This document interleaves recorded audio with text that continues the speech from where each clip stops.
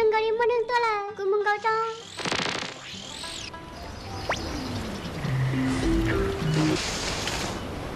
hơi dân dạy kia được họ tư ta rồi nó Cô sao thế nhỉ thì có chân tôi cô nó sư cứ thế lịch sao chỉ tao chơi chiều cô sai cô lấy chơi nó bùi mà rồi lên mai tôi lo chờ nương dân chơi đó chơi nè bao lâu cóสิ่งจะใช้cô tôi đã chơi nào nó nè dân đại chi nó dòng lì nơi giấy tôi cả bao lâu tiêu là sao mà cô sáng chơi giấy tôi cả ở nó giờ lúc này block cả cờ sư giờ lâu chúng có mấy lưu cho mình nhận sai cười là sao giờ là cô lấy dân họ theo bao lâu cô yêu tiền mua đai hiểu nó giờ gì thiên địa tay à giờ lâuคุณhỏi chúng có liên đòn đã tuần à giờ đòn được tới tôi nè từ giờ lúc thâu cả cậu có một chỗ bỏ chê cô sao thế giờ chủ chỉ ra cái gì điều gì của dân họ tới theo li giờ có chính chẳng nói một sai giờ gì à thiên tay à nếu chỉ sau đi cả tôi cũng à giờ vì đi chơi lúc đó cái nó hay tao luôn cũng nhớ nó nếu sai không gọi đi giờ gì thiên địa tay à để ba cũng theo nếu buồn nó này giờ gì thiên địa tay giờ lâu à lúc thâu cả cậu nó nhưng hai tao lúc theo li thì anh chừng thâu có ư bán ư có giờ là giờ gì thiên địa tay à cũng thâu một thằng này nhớ theo của giờ tao nè vì hai tiền cũng nhớ lắm sư một chẳng liền ta lo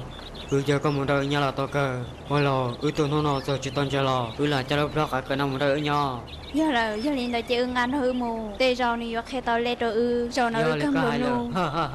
thầu tôi giờ chỉ thiết tôi này tay nó cho u thái thì muốn đừng cái nhau là u thái thì vì cứ bỏ tao hai tiền cái lo hàng giờ liền đánh lên tao là bao rau màu tông gà còn gà mua nó mà hỏi giờ ní nuôi tên thầu tôi giờ chỉ thiết tôi này tay nó lo cho cứ trả hàng đông gà đi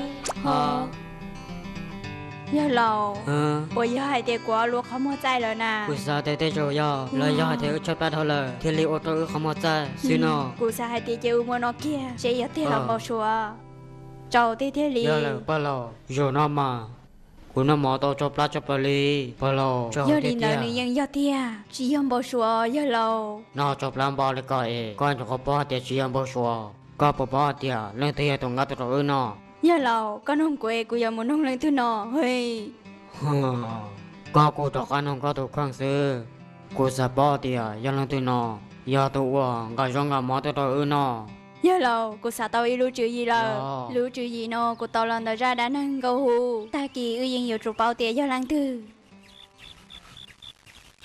ta kỳ sân gió tôi giờ chỉ thiết tôi này tay nó có lăng lão chú hạt tiền muốn thiệt rau nó tiền xin cái muốn đi biển cái hạt tí đặc lo so sẽ tua rau một đằng cái nó nữa lăng tư giờ lâu có sao từ nào我哩，他是不穿的了，装了这行呢。我现在明白嘛，过去小钱嘛你到老了呢。要的啊。哦。giờ chị thiên địa tay cái tôi mua là lúc nào cô dù ở đó chi tôi giờ chị thiên địa tay cái nó ít thì giờ cái nè năm mò cô tự uang rau hơi sang ngay là lúc nào cô giờ chủ uang ai uống say rau chẳng được cao đâu đi giờ là lùm tay hư hoa coi chị liu trong một cái tao kia ôi tao là quý chú tao mừng gầu bao lâu có bỏ ia li của bỏ theo cô yên bỏ ia li có bỏ theo lý ấy tuân sai rong cao thiên gì luôn cân cầu li mình sai giờ chịu tiêu bao hai tiền con nhau hậu cao là chỉ đi tao lo sư giờ là cái chỉ tao lần đó này tao nhau chỉ sao nhau con mình sai tiền gì mà cô tự nhiên họ lúc đó cái nó lo bắt thời du là giờ hai tiền của tao lần đó nhau chạy quên cho lúc đó cái nó hàng ly giờ lâu có chỉ khéo cô so lúc đó cả cơn đó nó nuôi trong khó tư nó cô là yang chỉ bao theo hai tiền để bắt cả nó trong khó tư ya lấy co cô sao thì khó tâm bằng nó coi như cho tao nó nữa có thể lấy bao uli có hay là tao cơ điều gì giờ thổ tư có giả tờ nó có yếu chủ tờ lớn nó nhẹ tay thế giờ gì nhỏ nè Wally có chỉ trong tao thâu mù tuần san tao nó thảo nó tao lo tua là nữ quê tuần hàng ở trong cao thiên gì nhà hàng ly thiên nữ tu khang lo cú chẳng đợi giờ đi tu đua chi giờ liên đang gãy nè chỉ lo thiên liên tao tiền nó luôn bê hai tia u thái thế vì Ồ, cậu chỉ dùng thâu mù lờ, nhà tài tụi mình sẽ cho xí lo tiếng gâu là tia, rồng gâu cho ý đi thâu nhà tài trắng lùa. Bây giờ ý lấy cái bao lò, điều gì tại sao nó cũng chỉ bảo bảo trong cái lý. Chỉ lý cơ có lúc hẳn dâu. Giờ chỉ thiên nhà tài à, nu nó, cụ sao một thọ trứng tu nhớ đâu tao chạy tăng tu, giờ lý bé mua kê. Bé mù tao cơ mình xài, điều gì bé tự chỉ mua nhà mù yếu ba thế xa, ế bé yếu một thọ trứng tu, tao lý chả mà mình xài. Nên chỉ cho thơ, cụ mà lý mua ra nên cả mù.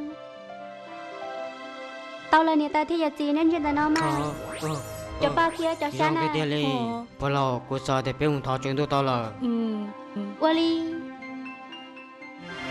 Út thay thì vì cho cái rong gâu thì li uất đầu cho tụi tin này nhiệt thiết sao ta nữa tao mình thiết chỉ ta li lo cho tụi cô sáng riêng người ta do đầu lúc sáng đã kết sư tu hai tay thà la cô tuân gì hở trường tôi giả thiên thâu tu hai tay thà la chưa bảo út thay thì vì cho cái rong gâu thì li uất đầu tu hai tay nhiều út thay thì vì là Đi chơi lên tin nó, đi chơi rong gâu luôn. Cô chỉ ta phải tuần sai rong gâu mới đi nào nè, thế rồi xin nhiên sẽ còn đó. Giờ là sao tao nói cho lỗ quan điểm xưa, đúng có Giờ thì có tên mà chơi chỉ có sai một cái lý. hả? Đi chơi lên tuần sai nào, tôi đi chơi rong gâu luôn. Đi chơi lên tôi cũng không lúc trong nữa tia. Tu gì? Cô gì cái mũi sao lại cho cô? Quan điểm ta là tao. Cái gì chủ một sao có tao, xem nó chơi nhớ được khó thôi. Giờ lên tuần sai, xem về học hồ đi chơi, để họ chơi chơi chắp là xem được có tôi muốn rồi ra. Quan điểm tu hóa tài, một ta xin nó.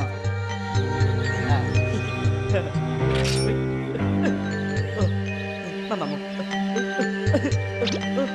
ê giờ gì thiên nhà tài à rong gâu li mấy tuần hàng tài bé ca Giờ có tên nó. tuy giờ hai tiền nên gâu nhớ đâu tao trong một con à Mình xài, cô chỉ xuân xài, chỉ giờ chỉ mà xài chùa sư. nhà tài giờ nên ta cũng muốn gâu đây là nó Vậy thì mình xài, tụi nhiên chế mua nó mà đi chơi đôi giờ chỉ xài chùa sư. Hey, bây giờ mà một họ chơi luôn. Chơi cùng mình không internet sẽ lòng đâu, cụ thể là do bao. Tụi này tại theo tụi giờ gì cụ thon luôn nè, tụi mình sai ở bà ta nên có họ chơi là nơi giờ lấy tụi mình sai nào Vậy lo. chắc có họ xả bao. Cô chú giờ là sao bao nữa xưa nào ha. Giờ vì lý giải có thể là sao bao. Hey, tụi này tại theo tụi giờ gì, nè phụ bao hai tiền, cú tụi nó giờ lấy cứ. Cú tụi nó chơi, sao giờ tụi họ tại tụi thắc hay đó. Ý hô cha nó.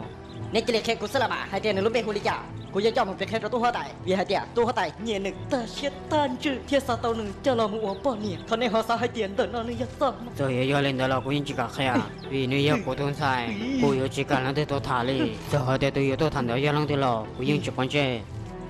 Hey, con đi cho mà lòng tao cóยังchỉ tao tao cô hay nó lên lo, ít lên chỉ có bọn áp xí Ư yên chính trai. Có trò cam một khe trò tu hoa ta hai tiệt rồi đi trả lời ư yên chỉ cả kia. Yêu hai tiệt tu hoa tại xã tàu ni yêu chú có tao ý tu cho nhẹ thế ý tu cho cú. Tao nữ lưu văn long tôi có cho trâu nữ lưu chế nó. Ư thì đi yêu cả ư tuấn sai trâu nữ. Thôi giờ qua đi cỏ lên thì dùng qua tao mà lo. giờ để nếu chỉ tao nó còn nếu chỉ tao tôi nó nè Nên cho mà lo nó, anh cho thằng kia. thầu tu hai tài tu gì đã có là sao chế nếu tao một khi đã tu hai tài tiền gì mà chỉ hai tài họ nói thì ô đã chỉ hai tài chỉ hàng đó nên chỉ lòng đó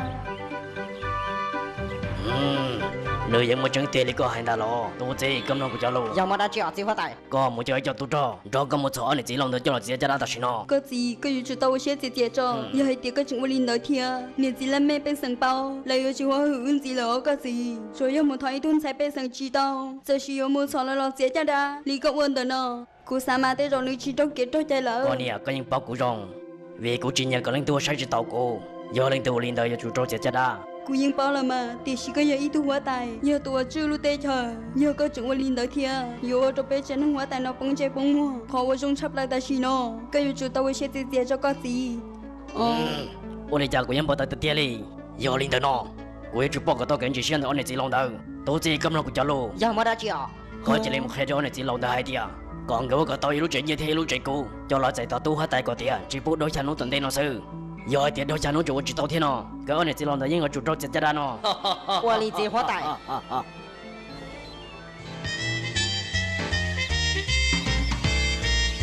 Hey, nhớ trong à, tụi này tại thiết tụi giờ gì, chắc chắn chưa to sự. đó giờ đừng cho là tôi thì có một cái chỉ tao tôi là này có chính cái sao lo Hả? Hôm nay cho lấy tư phản cả là cho họ chơi nào là nè, cho họ chụp vào đây nè, ha. Tụi giờ gì? Nét tuần sai, qua rồi rong câu, nói nhớ hết thế nào.